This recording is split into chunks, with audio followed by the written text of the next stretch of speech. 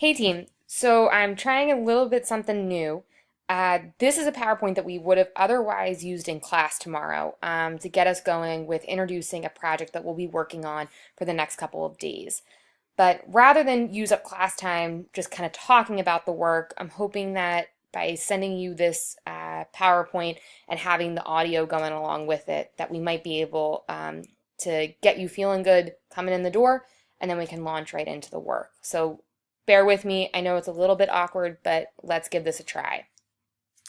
So what we're going to be doing over the next couple days is breaking down the colonies between the New England, the Middle, and the Southern. We've talked a little bit about this. You guys did some really great work with the podcast, did some great work with diving into the secondary sources on Massachusetts and on Virginia, but we need to know a little bit more about how we can classify those colonies and why those classifications are important, because they all had a different flavor to it, and we'll be seeing the ramifications of those different flavors of the colonies as we move into the Revolution and beyond, into even how some of the states are structured today. So that's a lot of information, and so we're going to break it up into teams. Some of us will be focused on the New England colonies, some of us on the Middle, some of us on the Southern. And in our groups, we'll be looking at those colonies through some specific lenses that are often seen as go-to questions or themes that the AP exam talks about, and that we'll continue to see flow over into future contents as we move through our U.S. history curriculum. The goal of this project has a couple different goals. One is to practice our research skills. When you guys get into class tomorrow, you'll sit with your teams and you'll be given a copy of the textbook, a copy of a narrative secondary source anthology that goes along with the textbook, and you'll be given a couple of primary sources that relate specifically to the colonies that you're assigned. In your teams, your role tomorrow is to sift through all that different information. Try to look for the different information that's the most important. And we'll talk about what we mean by most important tomorrow in our activator. But what's the most important information that we should know about to be able to teach our peers about our colonies through these particular lenses? And how can we best remember this moving forward and be able to talk confidently and write confidently about these aspects of our colonies? So that's that first step, is compiling the research and practicing some of those research skills and those scholarly skills.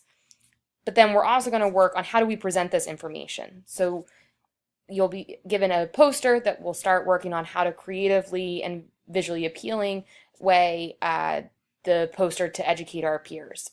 You'll also prepare to present to your peers and be able to answer questions on this topic.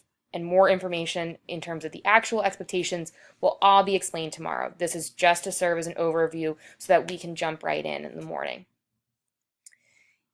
You will also create a works cited. So part of that with the research is keeping track of where you're getting that information so that it serves not only as a source of citing your sources, but it also serves as a good resource for your peers to be able to go back, look up exactly where you found out information on your colonies in this particular way.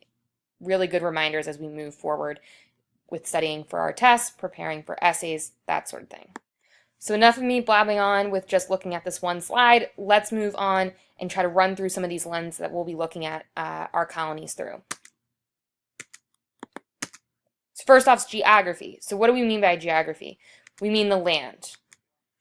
What was the land like? How did it impact the diet, the daily living, the economy of our chosen colonies? Same deal with the weather. How did the weather play a factor in life in our colonies? And neighbors. Who were our neighbors? How did our relationships with our neighbors impact life and how it impacted the culture and society of our chosen colonies? We'll also talk about religion.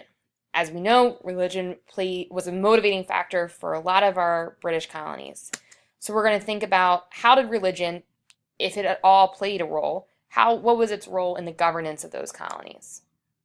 How about in the social structures? How did religion play a factor in developing social structures within our colonies? And regardless of whether or not religion was a primary feature of our colonies, we're going to look at the values of those colonies. What did we care about most? What did the colonies value most within their communities? And lastly, economy. We're going to look at the economy of our colonies. So we're talking about exports. What was created in the colonies and what was sent over to England. The labor of the colonies. Who did the work? Who do they hire as their labor, or who do they have do as their labor source?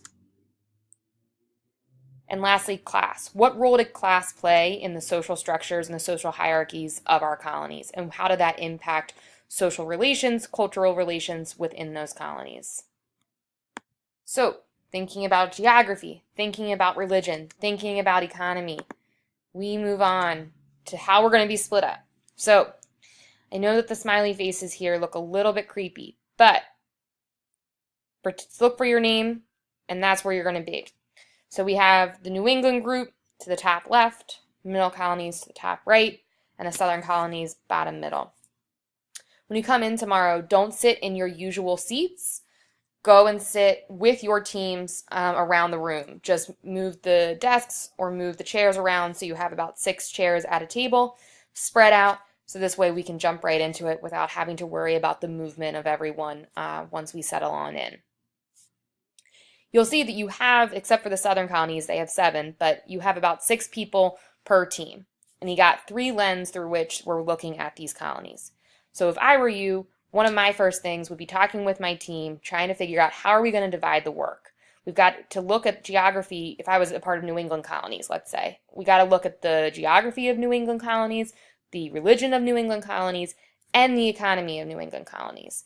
My gut would be to split up 2, 2, and 2. So this way you have a partner, you know, okay, I'm with LaToya, I'm going to focus on the geography of the New England colonies, while I know that my 2 other pairs of teammates are going to really work hard on sifting through the information and looking at the other lens. This way we can maximize our time, come back together, and be able to have a very efficient way of moving about this. However, that's just my suggestion. You guys might know each other as a teammate better than I do and have a different way of working about it. That's totally fine. Do what's best for your team dynamics. Just make sure you're reaching all those goals of being able to sift through the research, describe the geography, the economy, and the religion of your colonies, and be able to present that well to your peers while keeping track of all the sources that you're using. We'll have a couple days to work on this, and then we'll go as a team and compare and walk around the room and have some presentations that we're able to compare these 3 colonies through those 3 lenses and be able to move on and write some really good essays from there. All this and more will be reviewed tomorrow morning, but let's test that you've actually watched this by coming in the door, sitting in your team locations rather than your usual locations, and being prepared with at least one question that you have coming out of this. Okay, I will see you all tomorrow. Have a good night. Bye.